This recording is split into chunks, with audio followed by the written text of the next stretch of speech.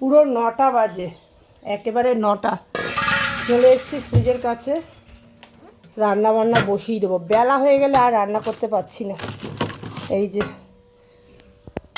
এই দেখো, এখানে লোটে মাছ রয়েছে, আর এই যে মাছের মাথা। ফ্রিজটার অবস্থা খুব খারাপ। দেখো মটরশুঁটির কথা, এ বাবা ফেটে গেছে গো, ব্যবস্থা করতে হবে এখনই।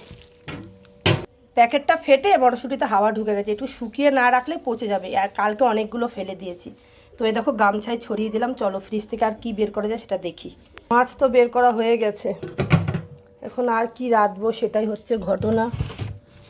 এই যে কচু, এর মধ্যে কি সবজি আছে জানি না, দেখতে হবে। এই যে টমেটো, ডাটা শুকিয়ে দেখো চামচিকি হয়ে গেছে।